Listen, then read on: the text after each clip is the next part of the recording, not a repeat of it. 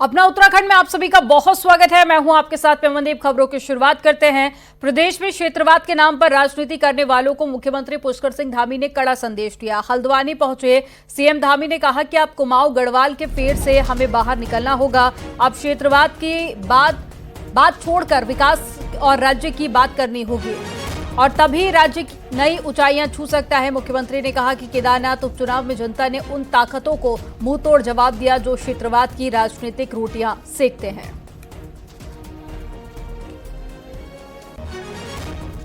कहेंगे तो आप वहां जाके लोग कहेंगे कि वहां हो रहा है, यहाँ नहीं हो रहा, यहाँ कहेंगे वहां नहीं हो रहा। अरे पूरा राज्य हमारा है, समेकित रूप से विकास करना है हम लोगों ने।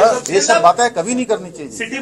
मैं आप लोगों से अनुरोध करूंगा, ये बातें अभी हम लोगों ने केदारनाथ विधानसभा के चुनाव में बहुत बुरी तरह से इन चीजों का हम लोगों ने सामना किया है और वहां बाबा केदार की कृपा से केदारनाथ क्षेत्र की जनता ने, उत्तराखंड की जनता ने क्षेत्रवाद जातिवाद करने वालों को बुरी तरह से उनकी दुकानें बंद की हैं, उनका हमेशा के लिए सफाया किया है। और सेमीफाइनल जो कह रहे थे उनको सेमीफाइनल में बाहर कर दिया, तो आप स्वयं अंदाजा लगाइए कि अब फाइनल में कोई नहीं।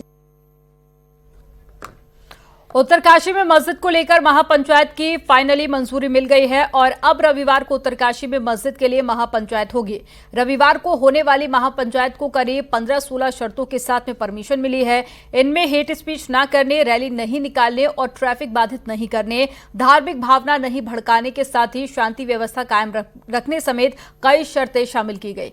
और साथ ही रविवार को मस्जिद विवाद को लेकर होने वाली महापंचायत में हैदराबाद बागीनगर के विधायक टी राजा के शामिल होने की भी जानकारी है। इसके साथ ही उत्तराखंड में हिंदू संगठन के बड़े नेता स्वामी दर्शन भारती समेत तमाम बड़े नेता पहुंच रहे हैं। वहीं प्रशासन ने शांति और कानून व्यवस्था बनाए रखने के लिए मस्जिद मोहल्ला के 50 मीटर दायरे में धारा 163 लागू की है और पुलिस ने सुरक्षा के पुख्ता इंतजाम किए। इसके साथ ही पुलिस ने पूरे बाजार में फ्लैग मार्च भी निकाला।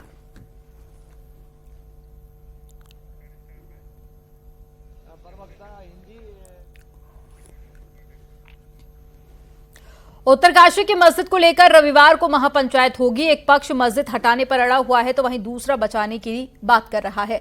इसलिए महापंचायत से पहले उत्तरकाशी में टेंशन है तो सरकार बीजेपी कांग्रेस की नजर महापंचायत पर टिकी हुई है। रिपोर्ट आपको दिखाते हैं।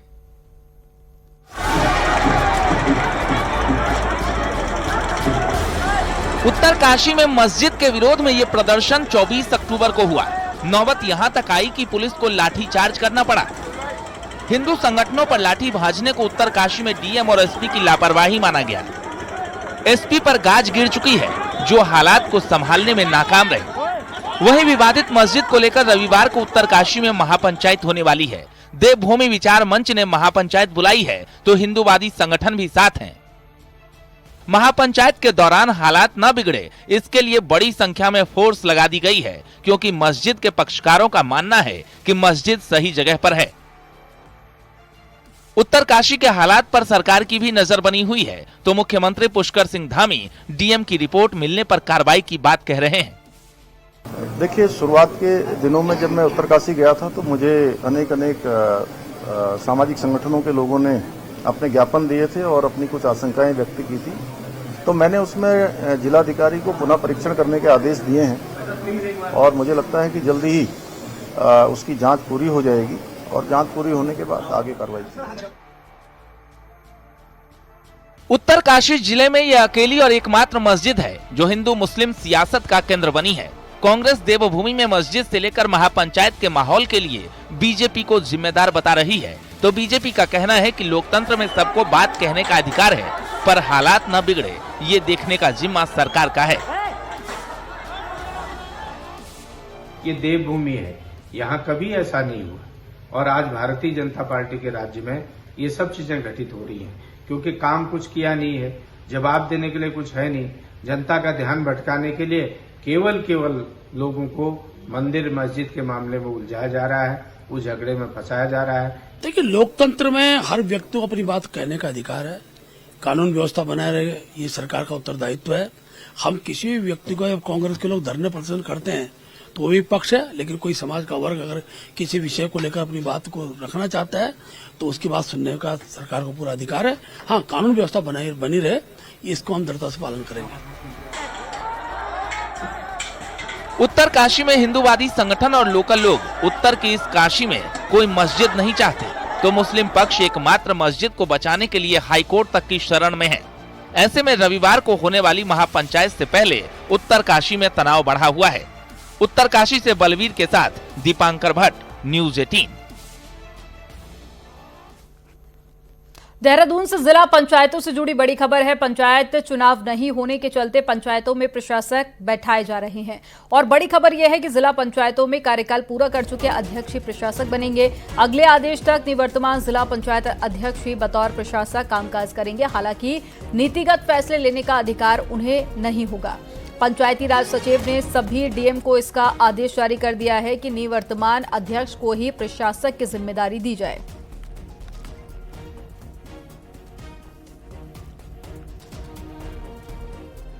मुख्यमंत्री पुष्कर सिंह धामी शनिवार को हल्द्वानी दौरे पर रहे, लेकिन इस दौरान मुख्यमंत्री अचानक से नगर निगम दफ्तर में अचानक छापा मार दिया गया और यहां की व्यवस्थाएं देखिए। इस दौरान नगर निगम कर्मचारियों में हड़कंप मच गया और सीएम ने अधिकारियों को जनता का काम न लटकाने की नसीहत दी।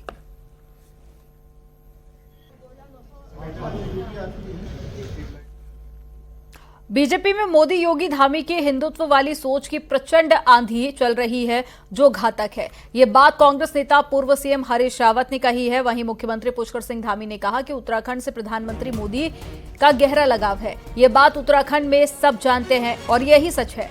यही बात और सच अब कांग्रेस के सीनियर नेता हरीश रावत भी कह रहे हैं।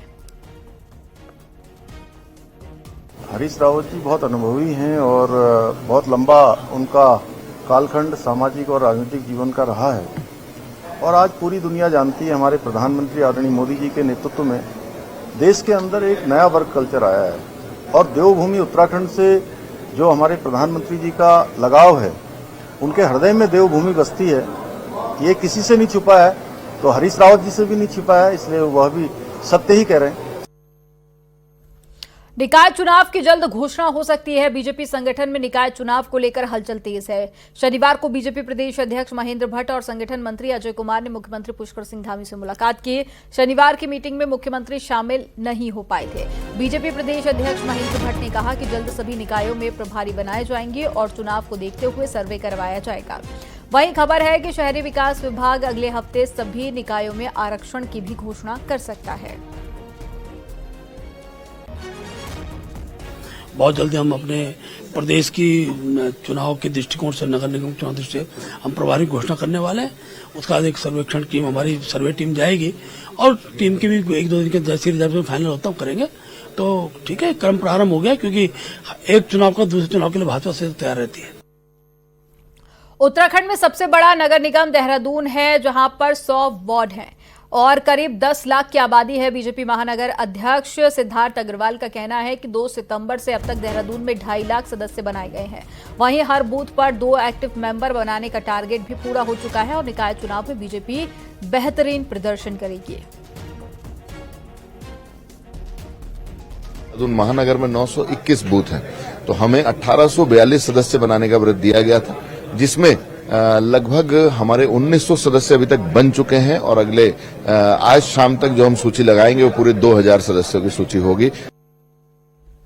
प्रयागराज में 2025 में कुंभ का आयोजन होना है। इससे पहले शनिवार को निरंजनी अखाड़े के आचार्य महामंडलेश्वर कैलाशानंद महाराज नागपुर पहुंचे। नागपुर संघ मुख्यालय पहुंचकर कैलाशानंद महाराज ने संघ प्रमुख मोहन भागवत, सर कार्यवाह दत्तात्रेय होसबोले समेत सभी को कुंभ में आने का निमंत्रण दिया। इस दौरान कुंभ के साथ में कई अहम राष्ट्रीय मुद्दों पर भी बात हुई। निरंजनी अखाड़ा कुंभ में शामिल होने वाले अखाड़ों में बड़ा अखाड़ा है और कैलाशानंद महाराज इस अखाड़े के आचार्य महामंडलेश्वर हैं।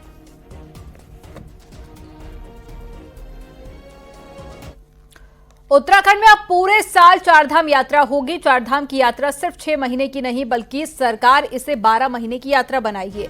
ये बात शीतकालीन यात्रा को लेकर मुख्यमंत्री पुष्कर सिंह धामी ने कही। मुख्यमंत्री ने कहा कि यात्रा को आगे बढ़ाने के लिए वो खुद शीतकालीन प्रवास के स्थानों पर जाएंगे। वहीं मंत्री, बीजेपी प्रदेश अध्यक्ष और संगठन के लोग भी इसे प्रमोट करने का काम करेंगे।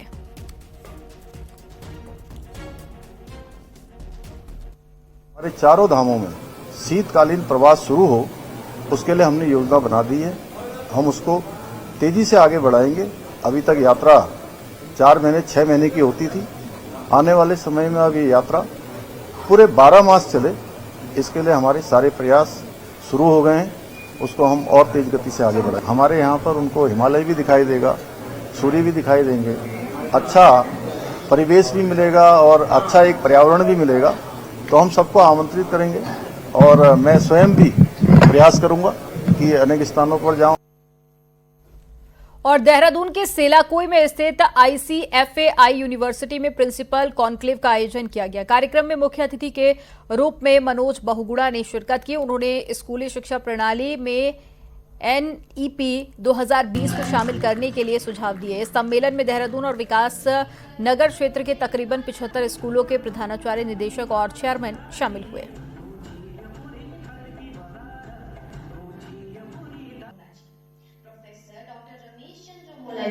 Joined ICFAI University as a professor. One of the top institutions, and I am very proud to say. ये बहुत खुशी की बात है कि मैं आपको इन्फॉर्म करना चाहूँगा कि आज देहरादून के लगभग 75 स्कूल से उनके प्रिंसिपल आए हुए हैं और ये जो संगोष्ठी है NEP 2020 को लेकर के की गई है। हम लोग समझते हैं कि न्यू एजुकेशन पॉलिसी जो गवर्नमेंट ऑफ इंडिया की तरफ से लाई गई है, इसका इम्प्लीमेंटेशन एक नेशनल लेवल पे बहुत अच्छी तरह होना चाहिए। और चलिए अब देखते हैं पहाड़ टॉप 10।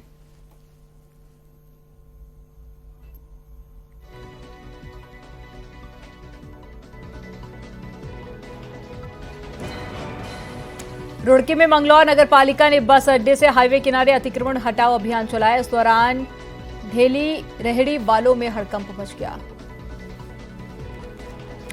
बागेश्वर की गरुड़ तहसील में बहुउद्देशीय शिविर में बड़ी संख्या में स्थानीय लोगों ने हिस्सा लिया। कैंप में स्वास्थ्य जांच, आयुष्मान कार्ड बनाने का लाभ देने की सुविधाएं उपलब्ध कराई गई। IIT रुड़की में एक भारत श्रेष्ठ भारत कार्यक्रम के तहत युवा संगम 5वें संस्करण का उद्घाटन किया गया। इसमें देश के कई राज्यों ने छात्र छात्राएं पहुंचे जिन्होंने हिस्सा लिया। पौड़ी के द्वारीखाल ब्लॉक में राज्य प्राथमिक शिक्षक संघ द्वारा शैक्षिक उन्नयन गोष्ठी का आयोजन किया गया। गोष्ठी में ब्लॉक प्रमुख द्वारीखाल महेंद्र सिंह राणा ने मुख्य अतिथि के रूप में हिस्सा लिया। हरिद्वार में लोगों को ट्रैफिक नियमों के प्रति जागरूक करने के लिए प्रशासन ने हेलमेट और दूसरे उपहार बांटे। यहां सिडकुल के राजा बिस्कुट चौक पर परिवहन विभाग द्वारा आयोजित जागरूकता कार्यक्रम में जिले के DM और SSP भी मौजूद रहे। रानीखेत के सोमनाथ ग्राउंड में 508 अग्निवीरों की कसम परेड हुई, जिसके बाद में कुमाऊं और नागा रेजिमेंट में शामिल हुए 6 अग्निवीरों को मेडल लगाकर सम्मानित किया गया। रुड़की में गंगनहर कोतवाली इलाके में चोरों ने बंद घर को निशाना बनाया और नकदी के साथ में ज्वेलरी पर हाथ साफ कर लिया। राजधानी देहरादून में क्राइम लिटरेचर फेस्टिवल 2024 का आयोजन शुरू हो गया है। फेस्टिवल में क्राइम फिक्शन पर काम कर रहे लेखकों और पुलिस अफसरों के साथ में देश के अलग अलग क्षेत्रों से जुड़े लोग पहुंचे। चमोली में थराली के केदारबगड़ में पार्किंग को शुरू कर दिया गया है। पार्किंग में गाड़ियां खड़ी करने के लिए 20 रुपए प्रतिदिन रखा गया है। अल्मोड़ा जिला पंचायत की अंतिम बैठक हुई है, जिसमें कई विकास कार्यों पर मोहर लगाई गई। इसके साथ ही 5 सालों का अनुभव भी सदस्यों ने आपस में बांटा।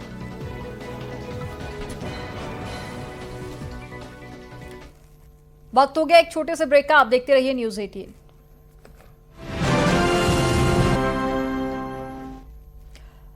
देहरादून विधानसभा में आज केदारनाथ से नवनिर्वाचित बीजेपी विधायक आशा नौटियाल ने विधायक पद की शपथ ली। स्पीकर ऋतु खंडूरी ने आशा नौटियाल को विधायक पद की शपथ दिलाई। इस दौरान सीएम पुष्कर सिंह धामी और बीजेपी प्रदेश अध्यक्ष महेंद्र भट्ट भी मौजूद रहे। इस मौके पर सीएम धामी ने कहा, केदारनाथ की जीत सनातन की जीत है और इस जीत से केदारनाथ में विकास को बल मिलेगा। वहीं पर निशाना साधते हुए कहा कि भ्रम फैलाने और क्षेत्रवाद फैलाने वालों को जवाब मिल गया है।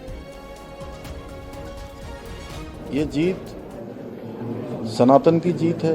ये जीत हमारे आदरणीय प्रधानमंत्री जी के द्वारा जो विकास के काम वहाँ पर किए गए हैं, पूरे उत्तराखंड के अंदर किए गए हैं, उसकी जीत है। ये जीत केदारनाथ विधानसभा के लोगों की जीत है, ये उत्तराखंड के लोगों की जीत है और ये हार उनकी हार है जिन्होंने इस चुनाव में क्षेत्रवाद फैलाने का काम किया, जातिवाद फैलाने का काम किया, झूठ और भ्रम की जिन्होंने राजनीति की, उनके मुंह पर करारा तमाचा है। ये जीत केदारनाथ विधानसभा में विकास कार्यों की जीत हुई है। हमारे देश के यशस्वी प्रधानमंत्री आदरणीय मोदी जी के, आदरणीय धामी जी के विकास कार्यों पर लोगों ने मोहर लगाई है और निश्चित तौर पर आगे भी हमारा विजन विकास के हर कोने, जहां भी विधानसभा क्षेत्र में जो भी गांव अभी विकास से अछूते रह गए हैं, उन गांवों को विकास की गति में आगे बढ़ाने का है। देहरादून में विधानसभा को डिजिटल विधानसभा बनाया जा रहा है, तो स्पीकर, नेता विपक्ष, मीटिंग हॉल और सदन के मंडप को रेनोवेट किया जा रहा है। स्पीकर ऋतु खंडूरी के उद्घाटन से पहले शनिवार को मुख्यमंत्री पुष्कर सिंह धामी ने काम का निरीक्षण किया। नए सत्र में विधानसभा का कामकाज डिजिटल तरीके से होगा। इसके लिए हर विधायक की सीट के आगे डिजिटल स्क्रीन लगाई गई है, जिसमें सत्र के दौरान सभी जानकारी और डॉक्यूमेंट मिलेंगे। मुख्यमंत्री पुष्कर सिंह धामी के निरीक्षण के दौरान स्पीकर ऋतु खंडूरी भी मौजूद रहीं।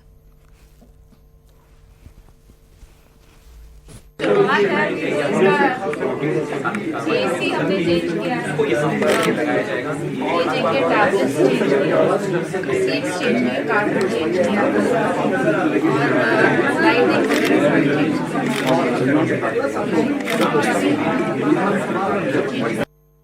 देहरादून में डिजिटल विधानसभा तैयार की जा रही है और इस विधानसभा में इस वक्त पूरी तैयारियां की गई है। मुख्यमंत्री विधानसभा आए तो यहां निरीक्षण करने भी पहुंचे और नेता सदन की जो कुर्सी जहां पर होती है, मुख्यमंत्री वहीं पर इस वक्त खड़े हैं। इसके साथ साथ केदारनाथ की विधायक आशा नौटियाल जो आज यहाँ जिनका शपथ ग्रहण था वो पहुंचे। मुख्यमंत्री ने पूरा निरीक्षण किया और देखा है क्या कुछ यहाँ पर किया गया है नई विधानसभा में।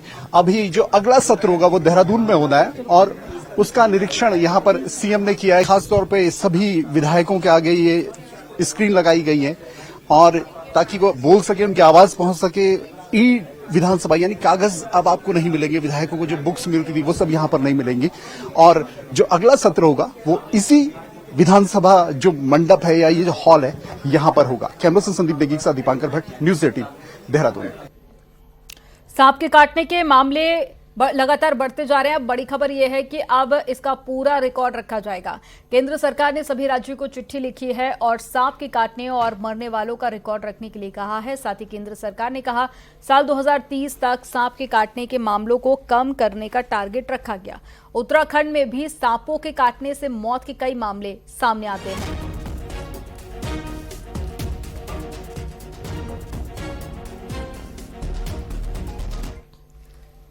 रामनगर वन प्रभाग कालाढूंगी में एक नया टूरिज्म जोन शुरू करने जा रहा है, जहां पर लोग जिम कॉर्बेट के गांव के दीदार तो करेंगे, साथ ही जंगल सफारी का भी मजा ले सकेंगे। रिपोर्ट में आपको दिखाते हैं।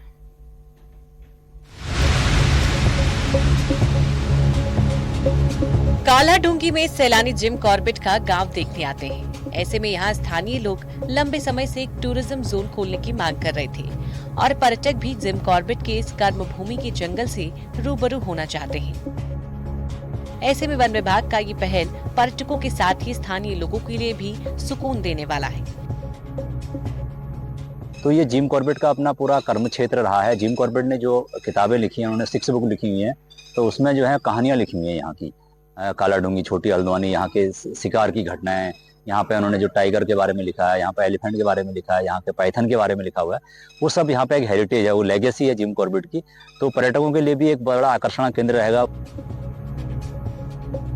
वन विभाग 15 दिसंबर को इस जोन को खोलने की कोशिश में जुटा हुआ है, जिससे कि क्रिसमस और नए साल पर सैलानियों को नया जोन देखने का मौका मिल सके।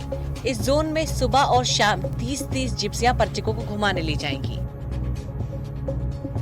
हमारा जो कालाढूंगी में जोन खोल रहे हैं वो एक्चुअली कॉर्बेट हेरिटेज सफारी के नाम से है, क्योंकि कॉर्बेट हेरिटेज सफारी वो पूरा ट्रेल बना हुआ है। ऐसे नहीं कि बस सफारी चलेगा, उसमें विंटर हाउस और छोटी हल्द्वानी और आयरन फाउंड्री और हमारा कॉर्बेट फॉल्स, बरातीरा फॉल्स, ये सब का एक ट्रेल बना के हम इसको तैयार करने का कोशिश कर रहे हैं।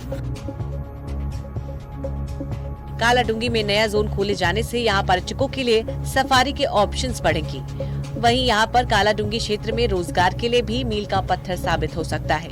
न्यूज़ 18 के लिए कालाढूंगी से गोविंद पाटनी की रिपोर्ट।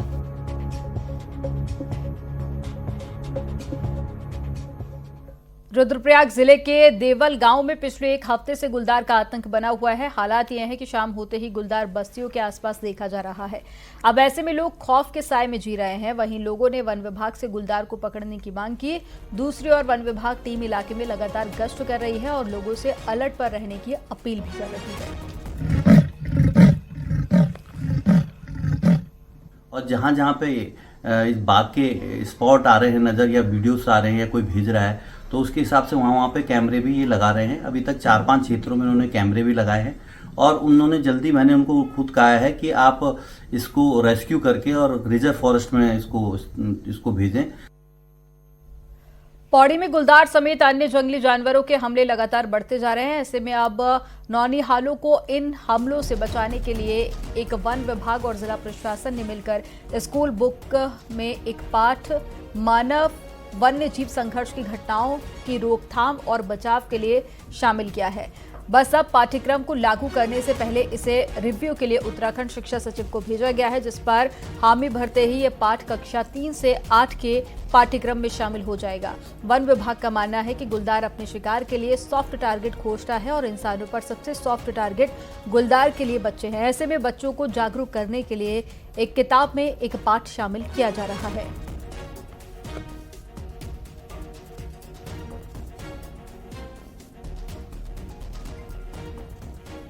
विभिन्न क्लासेस के जो पाठ्यक्रम है इसमें सुरक्षात्मक उपाय जैसे अकेले रात में बाहर ना निकलना, अकेले अगर शौच के लिए जा रहे हैं तो सुपरविजन में जाना है, घर के आसपास जो है समुचित झाड़ी की सफाई रखना है, समुचित प्रकाश की व्यवस्था रखनी है, जंगल में अकेले ना जाए।